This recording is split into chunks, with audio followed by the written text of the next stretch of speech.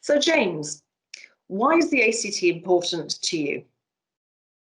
For me, I would say there's three main areas. There's the educational side, there's the personal side, and there's a corporate side as well. So on the educational side, I've studied with the ACT. I started with the AMCT diploma. That gave me a technical toolkit needed to do the job in Treasury. I then moved on to the MCT, which gave me the strategic toolkit. My team as well have also been studying for these qualifications, and they've benefited greatly at the company. On the personal side, I've been involved in many events with the ACT over the years. I've been at the annual dinners, I've been at the conferences, I've been at many breakfast sessions. I think one big benefit is the people I've met over that time. So I have relationships now spanning back over 10 years that I might otherwise not have had.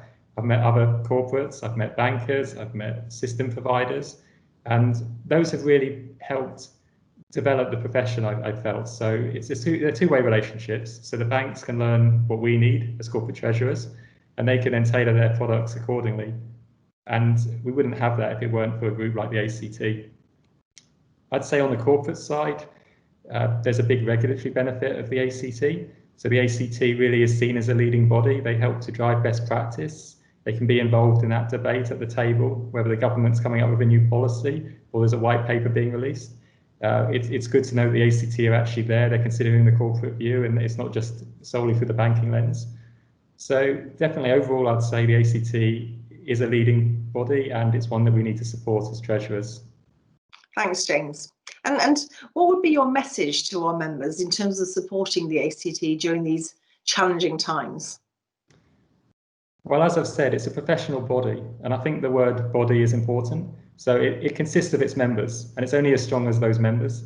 So while the ACT does have a core technical team, they need that support as well to be able to deliver what they do, and that's where we come in. So we've just gone through a once-in-a-generation crisis with COVID. There's been a lot of uncertainty, a lot of disruption, but we've pulled through that as well. So we've seen the online forums, we've shared best practice, and none of that would have been possible if it wasn't for the members and the contribution they make. So I think now more than ever, we need to step up as treasurers and really lead in the field. Thanks, James. So James, what's your personal commitment to the ACT over the coming months? Well, on a personal level, I'm a member of the ACT Advisory Panel for the Middle East. So I will be getting involved with that. I will be on the judging panel, where I'm always humbled to see the submissions and the quality that come through there.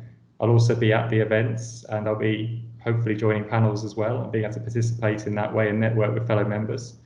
I'm also getting my team involved in the ACT. So my team are now registering for qualifications. They're studying for that.